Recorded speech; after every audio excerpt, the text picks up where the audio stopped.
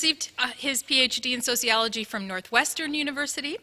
His main interests are race, identity, and culture, and within those areas, his research looks at the role of identity, both at the local and collective level, in structuring social life across a range of contexts. He is currently writing a book entitled Black Elephants in the Living Room: Race and the Unexpected Politics of African American Republicans, which his talk today draws upon, and which utilizes ethnography, interviews, and secondary analysis of survey data to examine the political experiences of African Americans and the dynamic relationship between race and political behavior in the contemporary United States. So with that, please join me in welcoming Professor Fields.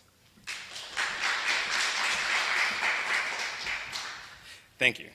Thanks for having me out. I've been looking forward to giving this talk for a while, and thanks, Christine, for the invitation. I'm excited about this talk because in some ways it's, I love always sort of taking the project down the road, right? It's sort of presenting within your own workshops or your own department. You sort of get one sense of it, but it's always nice to take this out and see what other people, new audiences have to think about. So, as Christine mentioned, the talk draws on this bigger book project I'm working on. And actually, the title has shifted a little bit, so I've dropped living. So it's just Black Elephants in the Room. I felt like more simple, right? Sort of less complex. And, you know, I'm in this sort of awkward stage where I have a title for the book, a working title, and now I just have to put together a working manuscript, right? Which is the hard part. But I am in the process of putting that manuscript together, and the sort of motivating question behind the research is a pretty straightforward one, right? And sort of looking to see how does race structure the political behavior and the social experience of African American Republicans.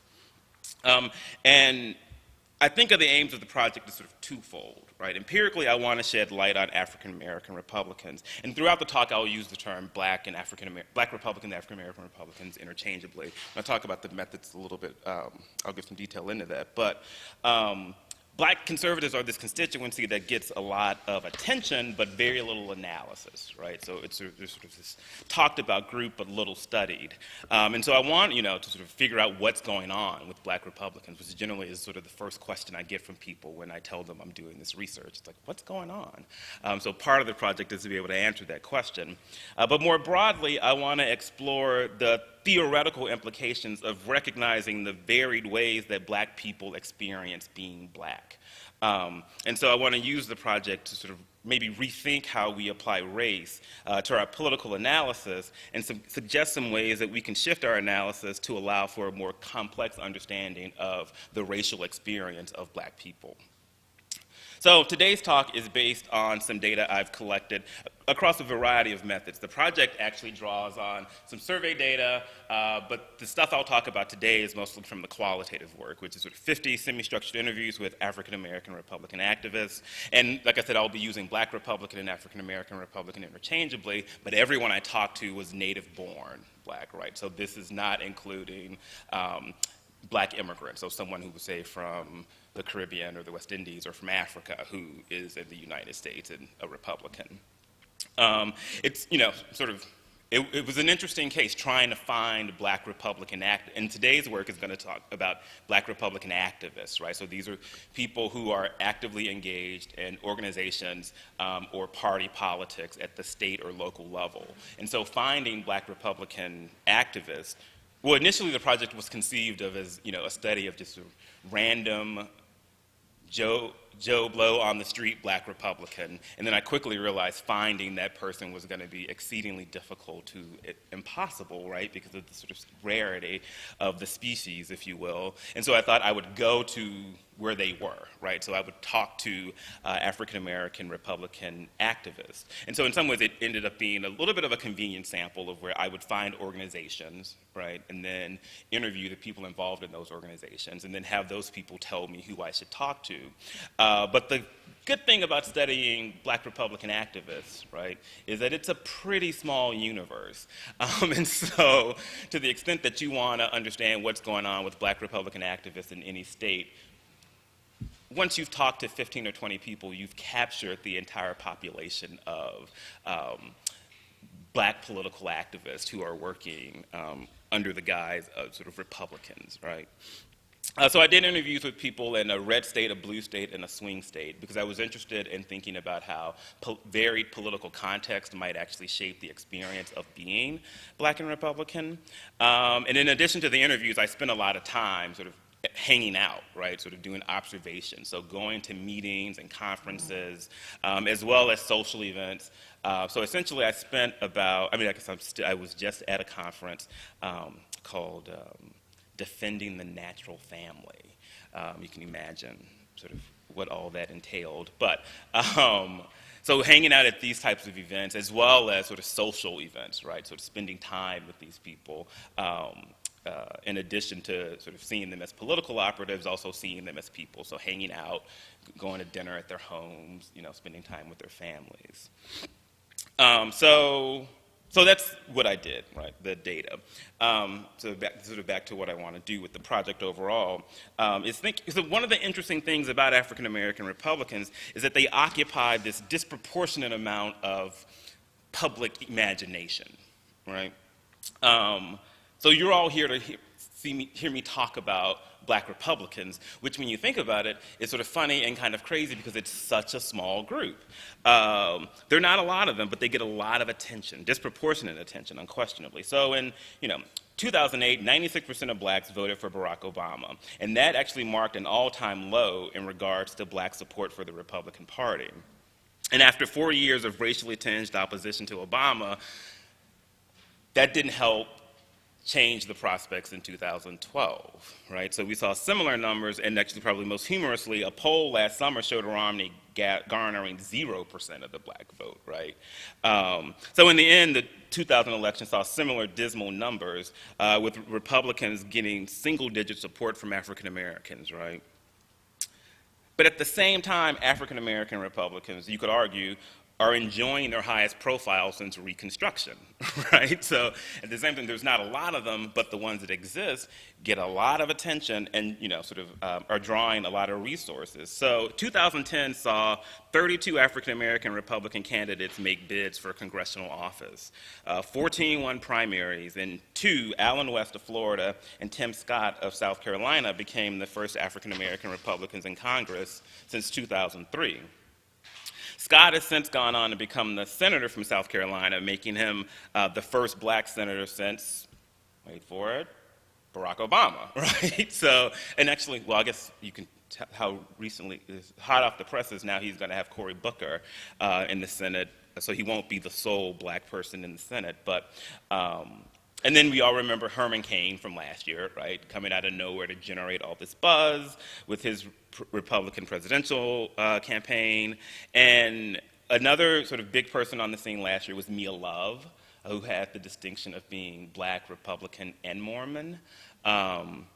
And so, and despite her loss in her race, she sort of turned into, a bit of a darling among the RNC, right? And I guess there's sort of another Ben Carson, the neurosurgeon from Baltimore, right, is sort of getting a lot of attention and sort of being pushed towards political office. So the point being, despite their small numbers, they're, an attention-garnering group. And so we live in this political landscape where African American Republicans end up being simultaneously polarizing and puzzling, right? And so you can definitely get this sense of this tension about how we think about black Republicans when you talk to them about how they think other people perceive them, right? So in a conversation with one of my respondents, Boyd, he lays out how he thinks other black people see him. And he says, everybody knows black Republicans are Uncle Tom, selling out other black folks. They don't care about black people. They want to be white. They're desperate for white folks to love them. And he laughs at this, I've heard it all before. I've heard it all, and most of it from black people. And then it gets, deathly serious. So there's this pause. He laughs, and then there's this pause, and he waits a beat. And he's like, but seriously, I'm no one's Uncle Tom, right? But this idea that to be black and Republican represents this sort of racial selling out, right? You could think of this as sort of the sellout critique that often accompanies Republican partisanship among blacks. And it positions African American Republicans as marginal to the black community, in fact, actually working actively against black interest. And if you think about sort of some of the representations of black Republicans, it's pretty common, right? So, according to this critique, African American Republicans are somehow inauthentic as blacks, since supporting the Republican Party is perceived as working counter to the interests of African Americans as a group. And so you can see this in, Condoleezza Rice is sort of framed as, this sort of fighting for whitey military poster. You have Ward Connolly here, right, as portrayed as a puppet, and Clarence Thomas as a lawn jockey. Condoleezza Rice again as Aunt Jemima, and Michael Steele in sort of a Sambo, right, clip art faced. And I should note that all these images were taken from black publications. And actually, probably one of my favorite articulations of this is pretty subtle, but J.C. Watts, who was a black Republican congressperson from Oklahoma, his dad was once quoted as saying, an African American supporting the Republican Party is like a chicken supporting Colonel Sanders, right? So, this idea that there's this sort of inconsistency with sort of being black and Republican. Now, what's interesting, though, is that this sellout critique isn't the only way African American Republicans think that they're being perceived as, right? Because it's not just black audiences. It's not just black people they see as their audience, right? They also sort of see that white Republicans are an important and key audience. And for white Republicans, there's not so much sort of this idea of a sellout critique as this notion of sort of what I'm calling this like skeptical embrace. So you can see this in a quote from Bodie, another respondent, and he says, I can talk with a white Republican for like 45 minutes to an hour, and the whole time we're vibing, feeling each other out on all kinds of issues. But you can see it in the back of their eyes. It's like they've been holding back, waiting to ask you about the one issue they want to know your opinion about, affirmative action. I swear, you can talk to a white Republican all day, but until you pass the affirmative action test, they're going to always be looking at you sideways. Right? And this was actually a pretty common sentiment among black Republican activists, this sense that in relation to white Republicans, they had to prove their sort of conservative bona fides, right? And an important sort of way to do that was to come out sort of vocally against affirmative action. What's interesting about this is that it also seems grounded by this idea that race is expected to weigh on the political decisions of African Americans, right? And so for white Republicans, there's this expectation that, well, until you prove otherwise, I'm going to assume race is what matters to you, right? And sometimes it's like you can never really prove it, because at any moment, right, you're sort of subject to being led by your race. And an interesting place where we saw this was in 2008, hearing white Republicans respond to Colin Powell's endorsement of Barack Obama. The response, after sort of some shock, was sort of framed as, well, what do you expect? Right, the sort of wink, wink. The black guy is going to support the black guy. It's sort of perfectly embodied by this quote from Patrick Cannon, right? All right, we got to ask a question. Look, would Colin Powell be endorsing Obama if he were a white liberal Democrat, right?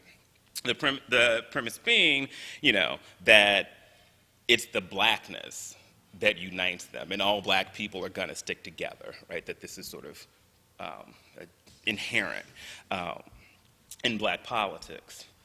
And so, although I think the skeptical embrace of white Republicans and the sellout critique from blacks come from different ends of the spectrum, they share sort of a similar sort of underlying principle, right? And that's this idea that race is an identity that drives political behavior. In both, Republicanism among blacks is understood to be reflective of an absence of racial identity. Right? For the sellout critique, only someone without black identity could be Republican. But for the skeptical embrace, no one who has black identity could be Republican, right? They're coming at it from different angles, but it shares the same underlying assumption, right? And so implicit in both perspectives is the idea that racial identity is supposed to drive political behavior, and for African Americans, Republican partisanship would betray a lack of identity. right? Like a lack of group identification. And it's not really surprising that we sort of see these messages in the public discourse, right, the political discourse, because it parallels a similar discourse in academic literature and research on black political behavior. And so, the popular perceptions are consistent with academic understandings of the relationship between race and black political behavior. And in most analyses of black political behavior, the effect of race is treated as a relatively straightforward matter. Right? This idea, that research finds consistent connections between race and political behavior. So, oftentimes it's measured by this notion of like linked fate, like the extent to which you feel connected to other black people, right? And the stronger your sense of linked fate, the more liberal your policy preferences, the more likely you are to support Democratic candidates. This model, I would argue, what it does is treats race as this identity characteristic of individuals, right? So blackness is something you have or you don't. And partly, this sort of the presence of it can either be measured through sort of your structural location. So it's like, do you share a similar economic or geographic segregated position with other black people, right? Or sort of a similar position in the political process. Or it can be measured through sort of social psychological attachment things. So it's this subjective sense, this sort of, to what extent do you feel connected to black people, right? But either articulation of it, I would argue, sort of treats race as this almost sort of dichotomous thing. You either have it or you don't. It's this sort of 1-0. Now, I think this model of thinking about black political behavior has been really useful in the study of black folks and their politics. I think it's been especially fruitful in shedding lights on distinctions between black political behavior and the political behavior of other racial groups, right? So understanding differences between black and white policy preferences, or black and white, protest activities, or black and Latino political behavior. However, I think it's ill-suited to provide much insight on political variation among African Americans, right? So it doesn't sort of give you much leverage in thinking about differences within African Americans. So I think, part of this is because the identity approach homogenizes the experience of African Americans. So treating race solely as an identity that marks individuals, it assumes a uniformity of black experience and shared meanings associated with that experience. So it sort of suggests that being in the group, the experience of being in the group is so similar, right, that everyone is going to have common sort of political attitudes and common sort of political expression. However, I think given increasing variance in which we might call sort of the black experience, right, analysts can't really assume that shared identity equates to shared experience. I also think, the identity model doesn't really give us much leverage on thinking about the processes through which politics gets linked to, identity gets linked to any particular kind of politics, right? So, you could argue that the link, why would my sense of being, connected to black people as a group automatically get directed into liberal politics, right? Like I could feel connected to black people and then think that the best thing for black people is conservative politics, right? And so an approach that just sort of looks at how identity drives behavior doesn't shed much light on the sort of processes through which, any set of political beliefs or an ideology or behaviors gets attached to a particular social identity like race.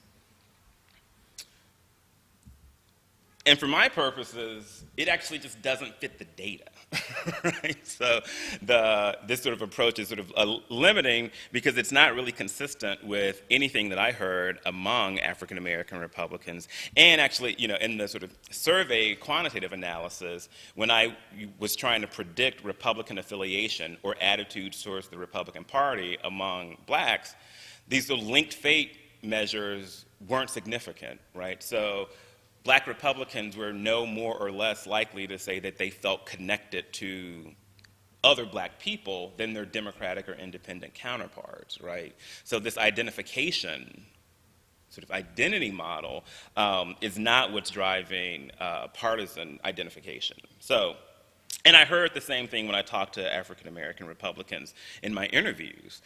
They express strong identification with other black people, and they are embedded in black communities and black networks, right? They're sort of experiencing the same sorts of residential and occupational segregation as all black people, right? So the black Republicans activists I talked to lived in black neighborhoods, went to black churches, they had big black families.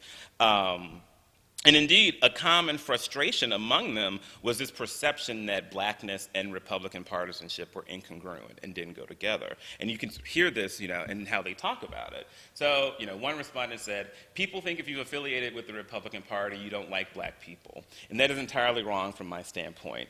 I affiliate with the Republican Party because I love black people, and I see what is happening to us, right? And so here, this was a respondent, Rosalind, who's framing her participation in the Republican Party, right, as being driven by the connection and concern for black people. So she's, framing her conservative politics as a black politics, right?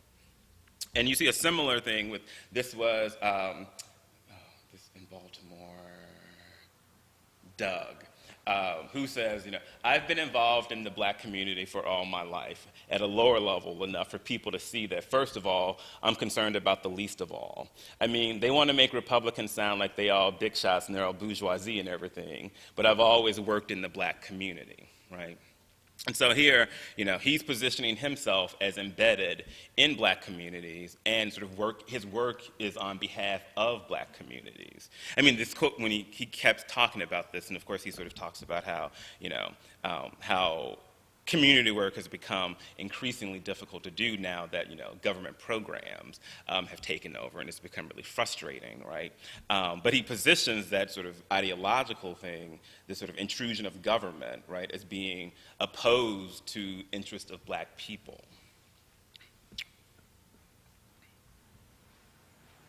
So, coming back to the idea of this sort of identity model, I think so it's, in the face of these limitations, right, I got to thinking about alternative ways of thinking about how race might be informing the politics of black Republicans, right? So what I'm not trying to suggest is, oh, well, black Republicans are, racially identified, right? It's, so there's no race story here. I just don't think that the race story is the one we typically think about, which is sort of, the absence of race, right? Like, how black are you? Tell me how black you are, and I'll tell you your politics. And instead, what I think, one of the things that's going on that I think we need to pay attention to requires us to rethink race, or at least rethink how we think about it. So rather than thinking about race as an identity characteristic of individuals, one of the things I'm trying to do in my work is think about race as a cultural object, right? And what I mean by that is to think about race as sort of a set of ideas about black people. And so rather than treat race as a characteristic of individuals, I want to think about race as the narratives that people tell about black people, right? The stories told about black people that people use to understand the social meaning of blackness, as well as the perception of black people themselves. And so, I think I acknowledge that these are ideas that individuals are going to hold. So in some ways, right, there's still a sort of individual level analysis. But I do think that these are sort of cultural ideas, right? So you can imagine thinking about this as, how do people answer the question, who are black people, right? And so, I think doing this, right, sort of lets us think about how race is not just this characteristic, this sort of identity box that you can check, but also think about how race becomes this organizing tool in people's head, like as a way of thinking. Like, do I use race to think with, right? Do I organize how I think about the world through the lens of race, and what those ideas are? And I think it shifts the analytic focus from the presence or absence of racial identity or race, right? So race isn't something you have or not. It's something that we can think about as like a tool that people use. And in my analysis, like I'm operationalizing race as this set of ideas about Black people.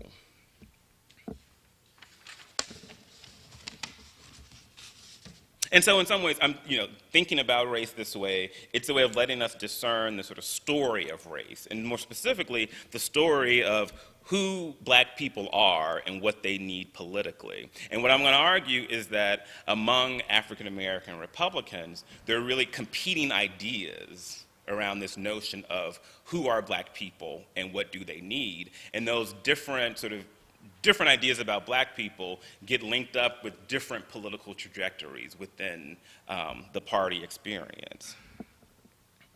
So, I think there are a lot of reasons of making this kind of shift in terms of analysis, right?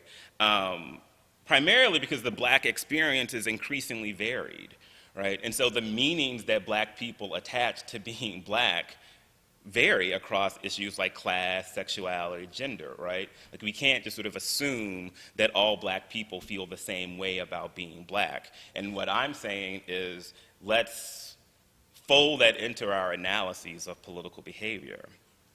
And what's interesting, in a lot of ways, we already do it, right? So there's, a wealth of empirical research that sort of looks at, different studies about the diversity and richness and 1,000 flowers bloom within Black communities, right? Now, what's interesting to me is that once we take that sort of knowledge and try to use it in our analyses, it tends to get washed away, and race just becomes this variable, right? And so it's like, well, we know all Black people aren't the same, but when I'm operationalizing my models on various political outcomes, I'm just going to include a Black measure, a variable for race. And probably more damningly, we actually do study this when we explore white people's political attitudes and beliefs. So that, if you think about the literature on symbolic racism versus sort of principled conservatism, right? Like the whole thrust of that literature is sort of saying, what do white people's ideas about Black people do to their politics, right? And so all I'm sort of doing, really, and I guess the sort of most straightforward way, is saying, let's ask those questions about Black people, right? What do Black people's ideas about Black people, how do Black people's ideas about Black people affect their politics, their political behavior? So,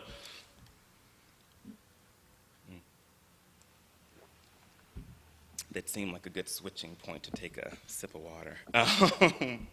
So, with all that sort of apparatus set up, what I want to do now is walk you through an analysis of what's going on among these Black Republican activists that departs from this position of thinking about sort of their ideas about Black people, right? Thinking about that as being the mechanism of how race is influencing their politics. And there are two competing ideas about Black people among the African American Republican activists I talked to. There's a pathological account that frames Blacks as suffering from failed values, right? And this pathological account presents Blacks as operating with a value system that leads to worse outcomes relative to other racial and ethnic groups in the U.S. Because Blacks fail to embrace traditional values of family, work, and personal responsibility.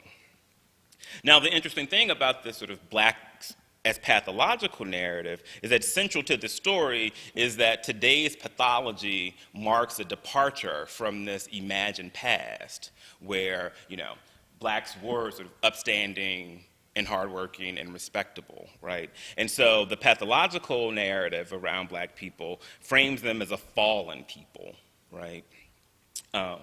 And so the pathology marks a departure from this idealized past where even under the crushing force of legalized discrimination, right, Black people embraced a commitment to work and family and relied on close personal and neighborhood networks in times of need. So you can see this clearly, right? There was a time when black folks had to scrimp and scrape just to get by. We had to make it happen by hook or by crook. But those days are in the past, and black folks are still holding on to that just get by mentality. We got to want better before we can do better, right? And so here you sort of see this invocation of things were better, right? We aren't as good as we used to be, and that the problem lies internally, right, with black people. I mean, in similar, when it comes to opportunities out there, there are opportunities that black people aren't taking advantage of. It's perpetuated that the white man is against me and I can't do it. Okay, this happened in the past, and there still may be some out there, but you don't see other minorities who came over here. You don't see Pakistanis or the Arabs or the Mexicans, for that matter, allowing what someone else thinks about them to stop them from doing what they need to be doing. They go around them, they go over them. We need to take that same mentality. Nobody is going to stop me from my dream, right? And so here in this quote, you have black people as framed as sort of not taking advantage of opportunities, right? The sort of failure is an individual one, a failure of black people. But what's also interesting, I think, about this quote is the extent to which this version of blackness, right, ties into the notion of dependence, and that African Americans are too reliant and too dependent on accounts of racism, right? And so this narrative of blacks as pathological paints, right, commitment to racial identity as a limitation. So blackness is this crutch, right? Black people need to stop focusing on being black. Black people need to stop focusing on what other people are doing to them and get their own house in order, right? So the sort of very idea of thinking about race as an axis of politics is painted as a limitation. And so racism is an excuse for individual failings and not the systematic problem that constrains black people, right? Now, this pathological account is not the only one, and it actually stands in stark contrast to what I'm calling this sort of respectability narrative. And this narrative paints blacks as suffering from blocked opportunities, right? And so the respectable account of blacks, as forwarded by African American Republicans, right, it presents blacks as sharing mainstream values of hard work, traditional families, and patriotism, right? And this idea that sort of blacks are just as hardworking as anybody else, The difference is that, despite having the same values and aspirations as everyone else, blacks are constrained by discrimination and racism, right? Systemic forces are separating black people from other racial groups. And so, look, I know black people, and the problem isn't that black folks don't want to succeed. We want the same thing everybody else does, whether you're black, white, yellow, green, whatever. That's actually, that terminology comes up a lot, and it's actually one of my least favorite things when people say black, white, yellow, green, purple, polka dot. It's like, that doesn't exist. But the point being that there's this notion that, blacks are just like everybody else, right, in terms of what they want and what they hope to get out of life. So it finishes, so the problem is not wanting to do better.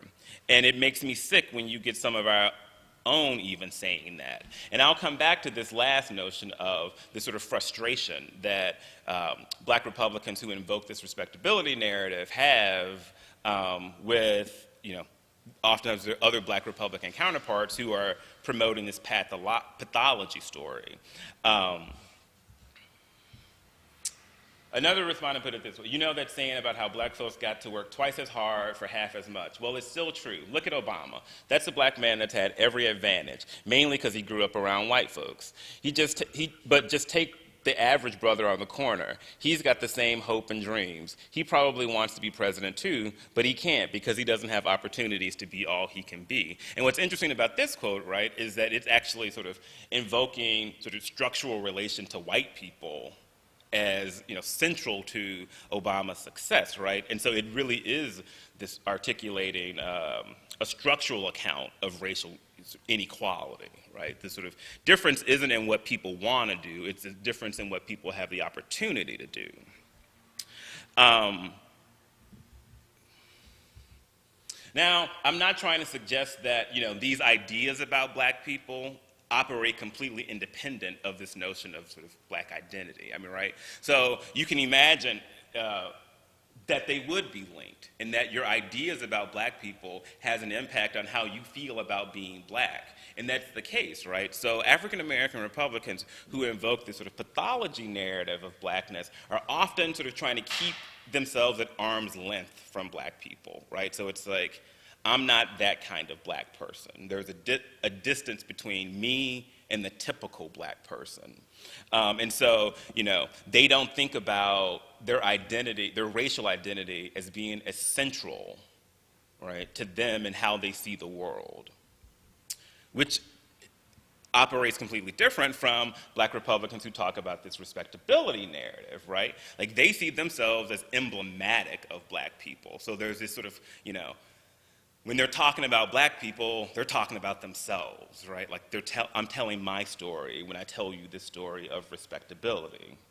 So the point isn't that, this notion of sort of race as ideas is completely disconnected from this idea, this sort of, the way that we think about race as this identity characteristic, right? Like how we relate to our own racial identity. And they're definitely linked. But I think, it's not just that these ideas have an impact on how people think about themselves. I think these ideas also are used to support a range of political behaviors. And so what I want to do now is shift gears a little bit and talk about some different sort of political activities that black Republicans engage in, and then link those activities up with these sort of ideas that they have about black people. And so I'm going to focus on 3 different areas: policy framings, organizing, and alliance building. In terms of policy framings, we can think about 2 different formulations of black people the 2 formulations of black people as being associated with divergent framings of Republican policies, right? So what's interesting about this is that the different ideas about black people don't drive different policy preferences. And actually, in a lot of research that looks at the relationship between ideas and policies, it's, if you have ideas A, you support policy X. If you have ideas B, you support policy Y, right? Like, different ideas drive different policy preferences. But in this case, it's actually not. The different ideas are used to support the same policy preferences, but they get framed in very different ways. And the difference is whether or not you frame Republican policies in a race-blind way or in a racial uplift way, right?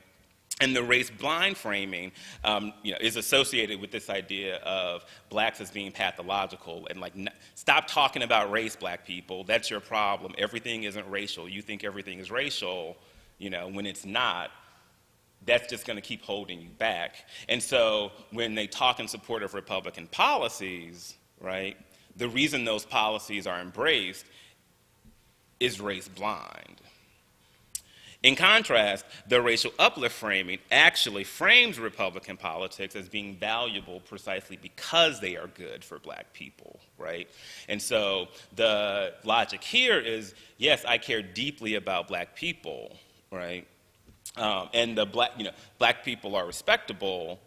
It's just that the best thing for black people are conservative policies. I'll illustrate this with some examples, or one example in particular, right? So thinking about tax policy. So the race-blind framing of tax policy is taxes should be low because the government shouldn't take citizens' money, right? Taxes hurt the overall economy, these sort of abstract ideological motivations. But the racial uplift framing positions low taxes as this sort of key to fueling growth of black businesses and, by extension, black communities, right? So the policies are good because of the impact and benefit they have on black people. And so I want to show you how sort of 2 different people talking about the same policy in different ways. So this race-blind account, right, who says, I know some of these policies will help my people. You learn how to use your money wisely and invest it. And I think that once black people start making money, they see the benefits of having money.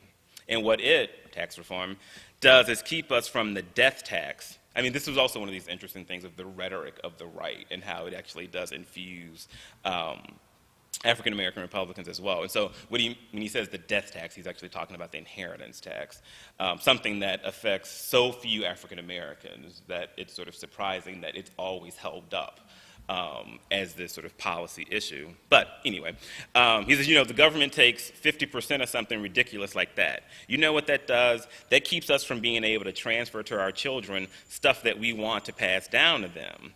I think it's a money issue, period, and people try to make it into a black issue, and it's actually a class warfare issue between the haves and the have-nots, right? So, he's framing this not as a race thing, right? He doesn't support low taxes because they're good for black people. He just supports them because they're right. And I guess parenthetically, I should add, you can see it when the way you talk, the government, they take 50% of something ridiculous. I mean, this was a consistent thing throughout the interviews and sort of ethnographic observations of these activists, right? They're not so much policy wonks, right? So, they're not policy experts. So I would describe it as they do a lot of politics, not a lot of policy. So they get a lot of stuff wrong, right? Or sort of use inflated numbers, right, or to sort of make sort of rhetorical points. Right, so this is sort of the race-blind way of talking about it.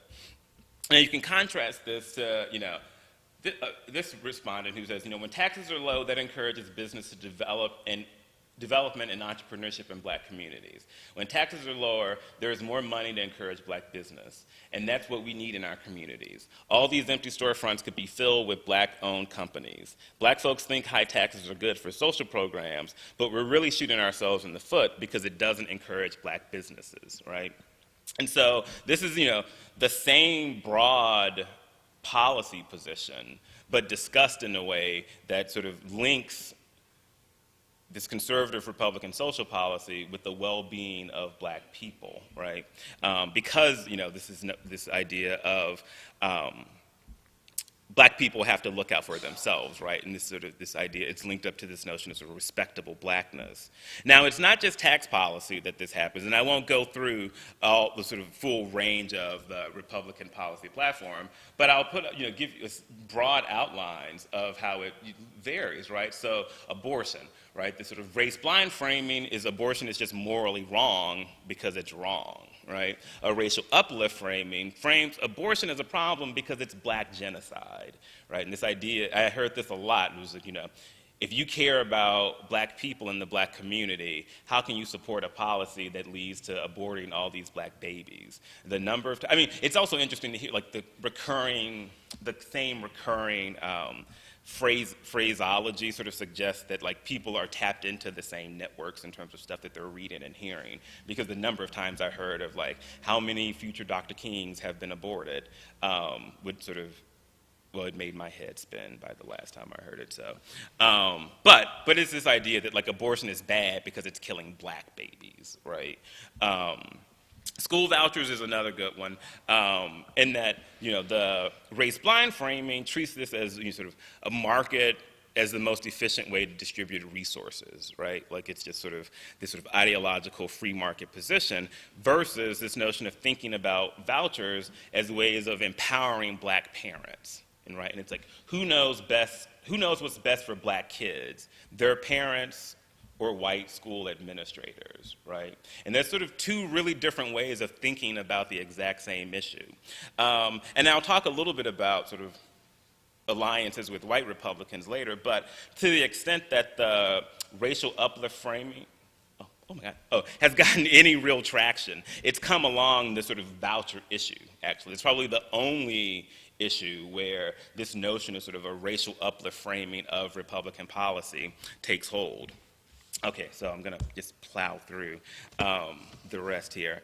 So the other political behavior I want to talk a little bit about is this of organizing. So what happens is these divergent ideas about black people constrain African American Republicans' ability to organize themselves. So black Republicans don't have a lot of sort of organizations at the state level. So in red state, blue state, and swing state, right, there are instances where efforts to organize as black Republicans implode. There's this, we try to form a group, and then we come together, and we can't decide what to put on the flyer, right? So you have race, the sort of pathological, black people or pathological folks are saying, we need to make black people more conservative. So we need to go out and take our message to black people and tell them to be better, right? But the people who are saying, no, no, black people are respectable, what we need to do is go talk to white Republicans and tell them, you need to come talk to black people in a way that's going to appeal to them, right? So you have these sort of fights over who is our audience even, right? We can't decide who we're talking to, let alone sort of run an effective organization. It devolves oftentimes into personal animosity. So one of the interesting dynamics I noticed that was most surprising to me was the extent to which the sellout narrative happens among black Republicans, right? So you have racial uplift black Republicans talking about their race-blind counterparts as Uncle Toms and sellouts and their willingness to shuck and jive for white people, right? This notion of sort of success among white Republicans requires sort of selling out, right, was present even among African American Republicans. And so their own splits were often along those lines of who's a sellout versus who's down. This is just a chart that sort of lays out, what happens, right? So like interpersonally, these two different groups are hostile towards one another. In terms of like who is our audience, it's trying to convince blacks to be conservatives versus trying to make whites less Republicans, and they have really different strategies too. Where when there sort of talks about the blacks as pathological, it's often about confronting blacks in this real like poking a stick sort of way, right? So think about I guess Herman Cain is a good example. Or think about ads that you sort of, Martin Luther King was a Republican, right? When black Republican organizations put those ads up, the point is to be provocative and sort of like pushing. And that's, operates in contrast to their counterparts, African American Republicans, who are often trying to go to white Republicans with these sort of very studied, rational accounts, right? To sort of like, I'm not trying to be emotional because that's what they expect of me, right? So there's this trying to present respectability that happens. I'll just finish this last bit and then leave it at that and let Laura come up. But I want to talk a little bit about alliance building as a third political behavior that's sort of affected by these differences in terms of thinking about what are black people, who are black people, and what are their interests. So, it's all this that I'm talking about is going on in this context where white Republicans are really, really eager to build alliances with black Republicans, right? White Republicans want black people around, and it's in some ways it matters because white Republicans control resources, right? Whether it's money to start up your organization, whether it's a fellowship at the Heritage Foundation, right? Whether it's an appearance on Fox News. And what happens is, this divergence among black Republicans gives white Republicans options. So one way you can think about it is if this whole room was sort of like white Republicans, right? It represented white Republicans, and there's a big party, and like white Republicans are partying, right? They want black people at the party, right? It's not that they don't want black people around, right? They really do. It's like, who doesn't want a black friend? But what happens is if you think of the door as sort of symbolic, right? There's a really narrow door through which you can get in to the party if you're a black person, right? And that door means articulating ideas about black people that are consistent with the sort of mainstream GOP's position, which is hews much closer to this notion of blacks as pathological, right? So white Republicans want black people in, but they only want a certain kind of black Republican. So when Fox News needs someone to comment, right, they call the guy who says race doesn't matter, not the guy who says black power through conservative principles. And what's interesting in my sample, which, my sample is a convenient sample, so I'm not trying to suggest that it's representative of all black Republicans by any stretch, right?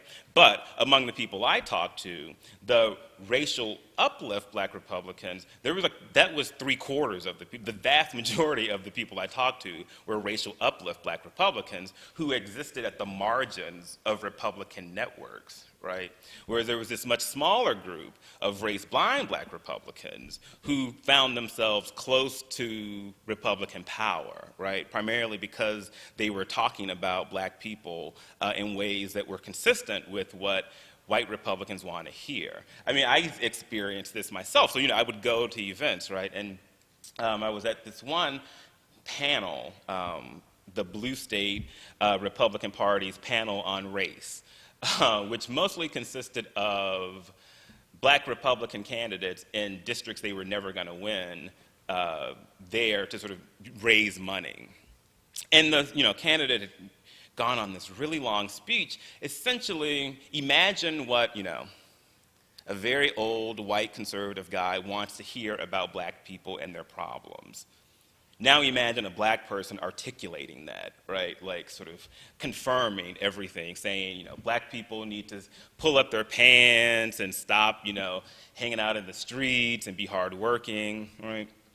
And what was most interesting to me, and by this point I had heard this narrative a million times, especially when I was at white Republican events, right? Like it's sort of all, this is the only way black Republicans end up talking, when they talk to white Republicans, end up talking to them. But what was interesting about this time was that, I looked to my right and there was this like old lady there, this old, sweet little white lady. And she looked at me with this like, it's so nice to have someone finally telling the truth, right?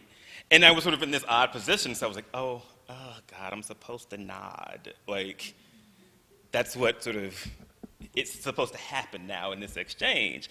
But I wasn't really sure what to do, right? But the point of the story is that, white Republicans are looking for confirmation of what they think about black people, and so they're embracing black Republicans who sort of are offering a narrative of blackness that's consistent with that.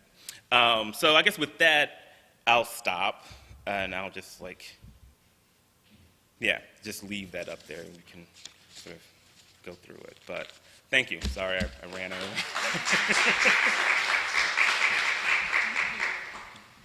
In the interest of time, I'll keep my introduction of our respondents short. I'd like to introduce now Laura Stoker, who is an associate professor of political science here at UC Berkeley. She is one of the most brilliant people I have met here in my 2 decades. She's a brilliant methodologist, an expert in political behavior, and I could go on, but I won't because I want to hear what she has to say. So please, Laura, join us up here. Stop it. Look at those expectations. All right. I have, first of all, I too love the paper and the talk and the project.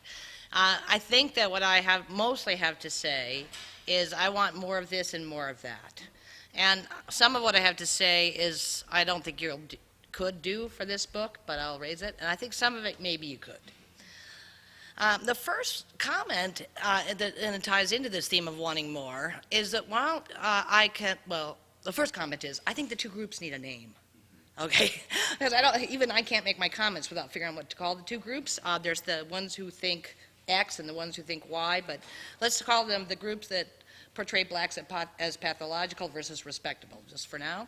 So the first comment is, while I can understand why the first group are Republican, I'm just mystified as to why the second group are Republican. And that is going to just occur to every reader, I think. And what it means for the research is really to get a sense of what the answer to that is. I mean, you can get somewhere by asking them, but you could get a lot further by building another comparison into your analysis, which is comparable political activists in the Democratic Party. And because then you can really build in a comparison of how they answer questions but the same way you do here in terms of how do they think of blacks as a group, how do they think of policies that are the good policies and how they relate to blacks' interests and so on and so forth. And that comparison could be built in. I don't, again, that falls into the category of maybe not for this book, but I do think moving somewhere in that direction is useful because everyone will want to know, at least I did. My second comment, and I really only have two, but this next one is kind of a little bit, I'm not even sure how to say it to all of you, but I'll say it this way. I believe that the book theoretically would be gained if you thought how to incorporate ideas about authenticity. And so I'm going to try to explain why I think that is so. And I think this is something you could do without more data. And I have sort of a multi-step argument here. And the first step of it recalls the contrast you draw between being claimed to be a sellout. So the African-American Republicans are claimed by other blacks, who are Democratic presumably, to be a sellout. And on the other hand, we have the skeptical embrace by white Republicans. So African-American Republicans are in between, black Republicans are in between black Democrats and white Republicans. And that squeeze, I think, can be understood as an attack, an authenticity attack on both sides. And that will help you to think about it that way. So black Democrats are saying you're not black, you're not really black. And white Republicans are saying you're not really Republican.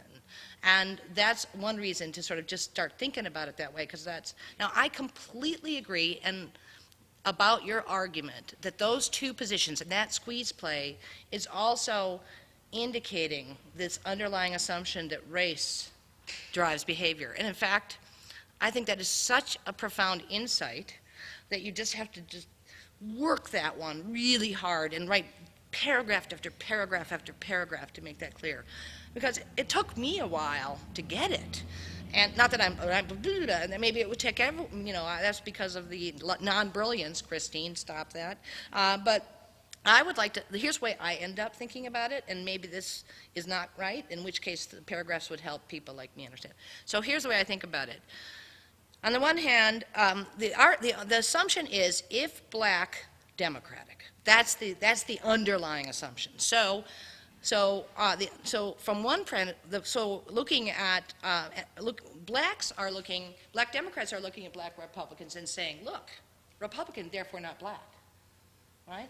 And then white Republicans are saying, look, black, therefore not Republican. Not a real Republican. And I don't know if this is more in the paper than you got here, but there's this skepticism. That the black Republicans talk about, that we are treated as not real Republicans, or there's special tests that we have to pass in order to demonstrate, and so on. So I do think that that's the statement, if black Democrat, and it was fascinating to me that the argument is coming from these different perspectives. One is if Republican, not black, and the other is if black, not Republican, and that just is something to play with. Now, notice that I've already used the term authenticity, but notice that what authenticity is usually portrayed as a question about who is really X. What does a real black look like? What does a real Republican look like? And I think it's also kind of interesting because the way you portray your central question is not what does a real black look like, but what are blacks? And of course, you also say that you're interviewing your people and trying to figure out what they think about black people, who are black people, without asking them that question. And I think that you could look at your interview materials and sort of think about what those interview materials are saying about who a real black is. And this is the part that's harder for me to argue, but I'm going to help my argument along by citing Cornel West. Why not? All right? So Cornel West says that any claim about I picked him because he's easy, right? But Cornel West says any claim about authenticity, a black authenticity, he's writing about that, is a claim about blacks' interests, and is a claim about, I've got it right here, I have the whole quotes, but is a claim about black, is contingent on one's political definition of black interest and one's ethical understanding of how this interest relates to individuals and communities inside and outside America.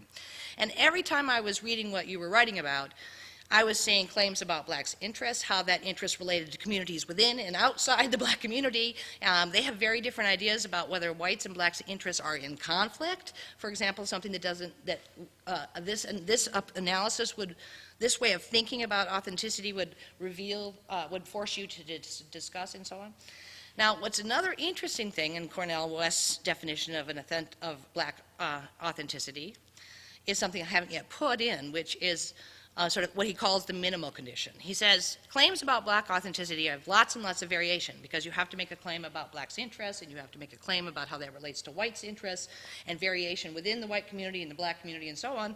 But he also says it has a minimal feature, and that minimal feature is that any black person be recognized as a potential object of racial abuse and heir to a grand tradition of black struggle. Okay, so notice that that is what your pathological group is just denying off the bat. And so by thinking about these definitions, it makes sense of why they're getting the sellout critique.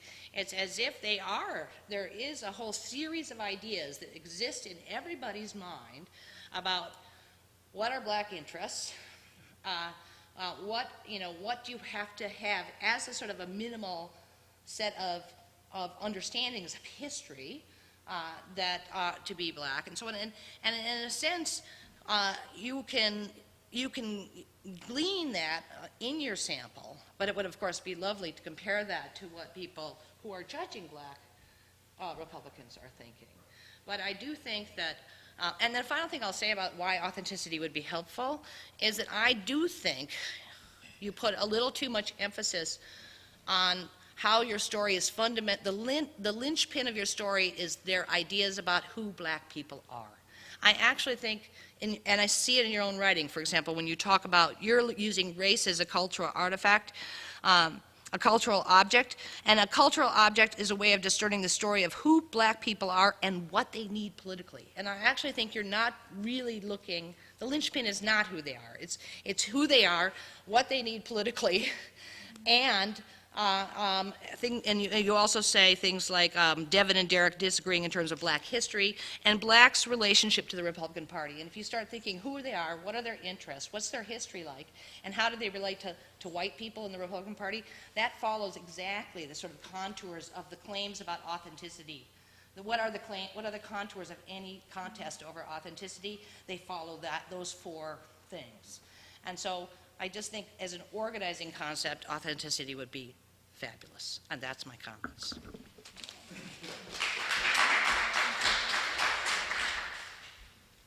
I guess first off, I thank you so much for those. I mean, it's really good to hear, actually, because in a lot of ways, I think the suggestions and the criticisms that are totally reasonable are echoing things I've been thinking about with the paper. I mean, it's like this is to talk around crazy long, but I've actually been thinking about this notion of like ideas about black people, sort of, it's linked to this notion of black interests. Like, what are black interests and how do we define black interests? And that's central to this notion of black interest is a black subject, right? Like, so it's like, well, who is this, you have to articulate who is the person who has interests to sort of figure out what those interests are. So, and actually I think the idea of authenticity, I mean, in some ways it's a tricky one for me to deal with because one of the sort of central arguments of sort of the book and I guess even the paper in some ways is like tugging at this notion that there is something like an authentic black person who would act in like sort of X ways.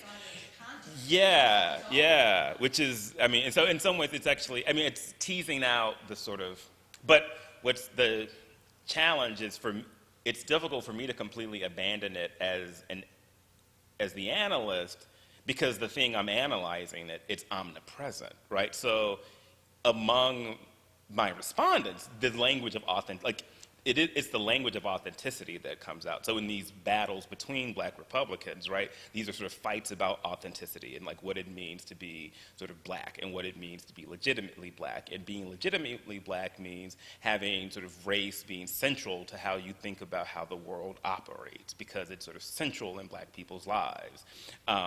And to the extent that you don't do that, right, like you're sort of inauthentically black, and that's why white people like you, but but hearing your comments actually got me thinking of like, it's something I need to get back, sort of back on the mat with and struggle with a little bit more, as opposed to thinking instead of like sidestepping it by just sort of, ditching the language of authenticity, because it's like too much to deal with. But thank you. So those are, yeah, really, really helpful comments. I'm obviously gonna pick your brain more, but so yeah. So questions there and then there. Thank you so much for a great talk. I'm Crystal Shaw. I'm in anthropology. Oh. Just a few comments. Yeah. One is, I think the idea of racial authenticity that was just mentioned by our discussant here makes a lot of sense to me. Mm-hmm. In the sense that when we think about group behavior, or even the idea of a collective in general, it implies a kind of policing of the boundaries Right. of in group and out. Right? Right. Having said that, I think to the idea of racial authenticity could be added another concept, which is racial sincerity. Jackson's word. You're right. That actually, yeah. Okay, sorry. And in as much as what seems to be going on here are some kind of ontological questions about what blackness means, but deep within that is, I think, a very fitting critique about examining the motives of people who profess to be Republicans, despite, the counterintuitive expectations, Right. of why you would or would not be at this particular moment. Right. And then another thing that I think would be quite interesting that I was, thinking about and perhaps hoping to see is also a kind of situatedness or situating the Black Republican in this particular moment, right? Post-integration, within a context in which there is a Black president, and even discourses circulating around post-Blackness, which have gained a lot of traction, and how that factors into this world that they are a part of and that they're choosing to dabble into, to various levels, and also class. And when we talk about respectability, when we talk about pathology, these are classed, right? And so I think it would be really interesting to think about how you view race and your ideas of meaning making in the ways that those are classed in particular ways, and the suturing of race and class as it relates to these questions, I think would be really helpful. Yeah, I mean, so I'll I guess speak to some of this. There's a lot of stuff, I'll start at the end. The class story, I think, is sort of a big part of this, and I think you're right to call out this sort of pathology, respectability narratives, are essentially narratives around class, right? And this class is this sort of omnipresent but often unspoken thing that's happening among Black Republican activists, right? So there's a sort of fundamental understanding that the goal is middle classness for all Black people, right? That's sort of the point of the political engagement, is this, project of getting Black people towards middle classness and middle class success, seen as the outcome, the goal. And now that's partly because like all these people are themselves middle class Blacks, right? So I mean, partly because it's like who's sort of involved in has time to be involved in this kind of sort of politics as leisure. So I think the class story, it's something in the manuscript I write about sort of more extensively, right? This idea of how sort of the Blacks, irrespective of how they create this sort of Black subject, it's always in relation to this sort of class ideal. So either they're sort of, representative of it in this sort of respectability story, right? Or they've fallen from it in this sort of pathology story. I also mention that because when I'm talking about situating, I'm also thinking of kind of historical trajectory, because of course this question of Black respectability and conversations about the best pathway to that, I mean, let's think about Du Bois and Robert T. Right. These are recurring Right. tensions, Right. even within, a certain community or a certain class of Black, political, social actors. So, Right. why now? Why? What's different? I mean, well, yeah, and I guess, well, one of the things, I mean, so I'm also not suggesting that these narratives are new or different, actually, right? Like, I think sort of central, it's sort of important to recognize like that these are sort of available to everybody. These are sort of common tropes that are used to talk about black people. So I'm not trying to say that these black Republicans are saying something no one said before, right? I do think, though, that like I mean, so in some ways, I was thinking about sort of situating this, right? I sort of, like to think about it in relation to black participation in the Republican, or what it means to be sort of black and Republican, right? And sort of how that's like varied across time. And so, thinking about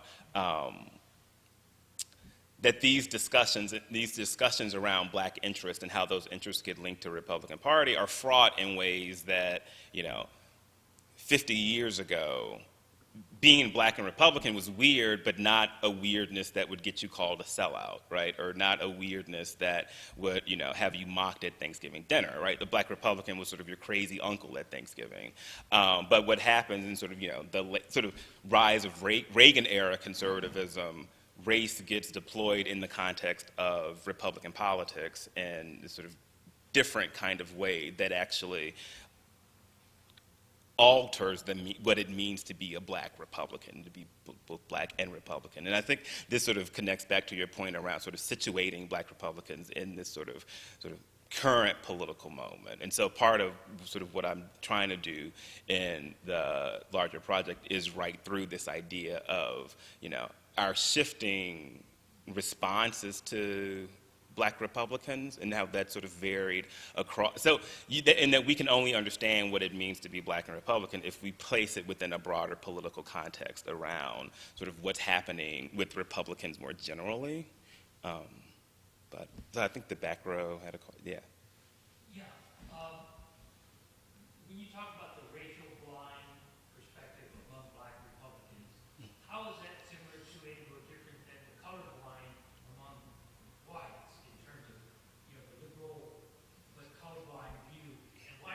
I'm just curious why you chose the word racial blind versus colorblind in this case, and just a couple of your observations. Yeah, no, I mean it's sort of consistent, like race blind, color blind. I mean, they sort of mean the same thing. So in some ways, I chose race blind because it paired up nicely with this notion of racial uplift, right? Sort of like centering race in it. But it's, yeah, excuse me.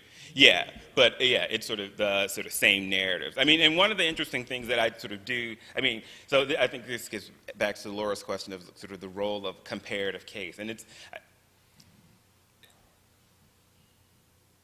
yes, I completely understand like that desire, and actually, and I'm trying to think of ways of bringing in sort of a comparative leverage. I mean, right now the sort of comparative leverage I'm sort of taking is comparisons within the group, but I've been thinking about how informing the project with sort of external comparisons. It actually, the project initially was conceived as a comparative study of black Republicans and gay Republicans. I was sort of interested in like two different sets of unexpected Republicans and then sort of comparing the experience.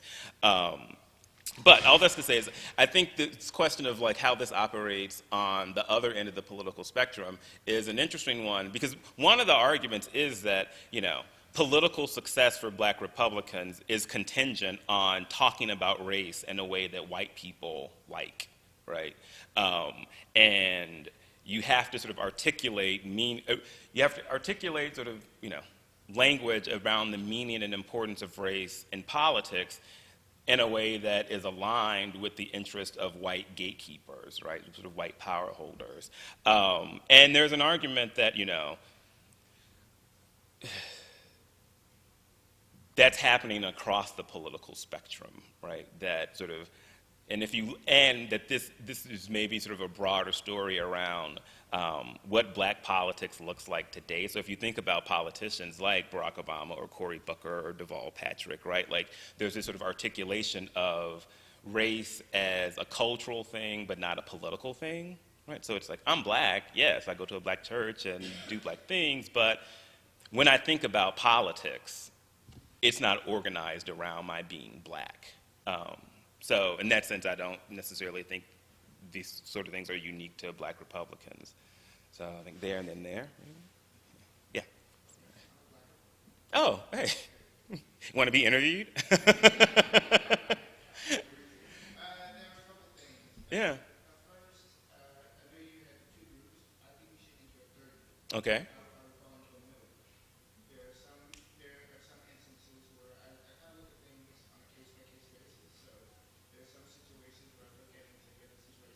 Mhm.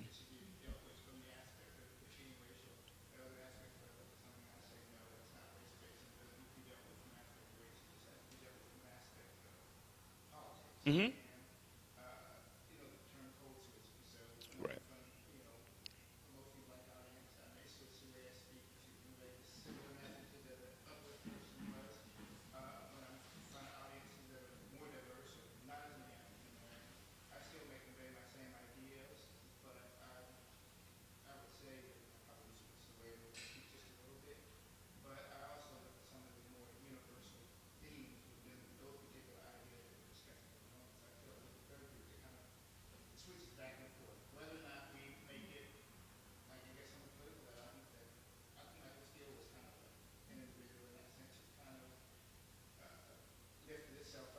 Right. Right.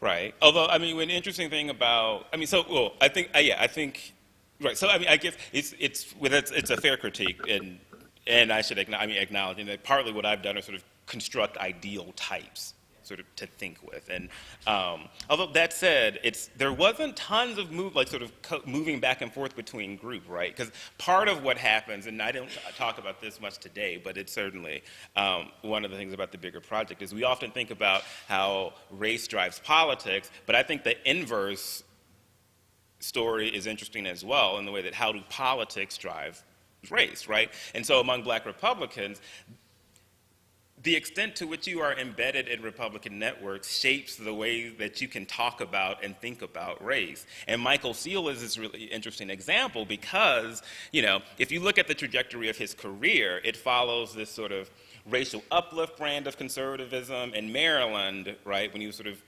on the scene there. But as he gets taken up into the national scene, it sort of becomes this like race blind narrative, like race doesn't matter. And then as he falls out of favor with Republican leadership, now he's sort of folding in these stories of like, I sympathize with Obama because I understand what it's like to be a black man and have people attacking you, right? So, like, I do think that, Michael Steele is this really good example that sort of, there's a multi-vocality thing that can sort of happen, but I don't think that sort of, certainly it's not randomly, like sort of like sometimes people talk about race, sometimes people talk in race blind ways, sometimes people talk in racial uplift ways, and I don't think you were suggesting that either. But I do think a lot of that is sort of conditioned, or not, maybe conditioned is the wrong word, but there's certainly an association between sort of one's political location and how one is talking about race for Black Republicans. But, no, yeah. Yes.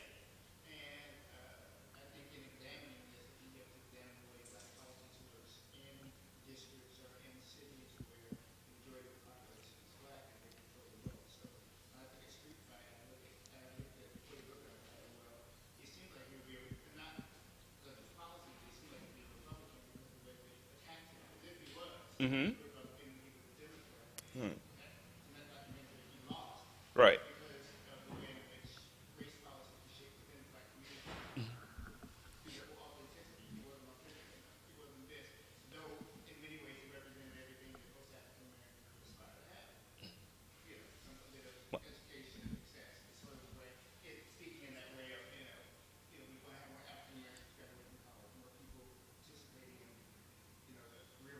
Right.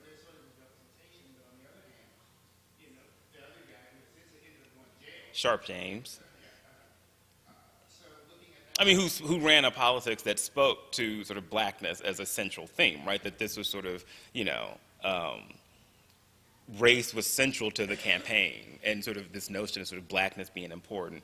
But yeah, no, but it's, I mean, so, and I do think that, these dynamics aren't, like I said, exclusive to Black Republicans, and that in some ways, there is the echoes of a broader story around blackness in the contemporary political moment now. I show Street Fight in my race and political sociology class for like precisely a lot of the reasons you were bringing it up. I think we probably are in sort of agreement in terms of like this is. There's a sort of complexity in like how race gets deployed across political context. And I think, this notion of code switching, I mean, one of the things I write about is the performance of blackness, right? Like, race is also a performance. So how do the way African American Republicans are doing blackness is also this sort of, audience-dependent occurrence. And there's one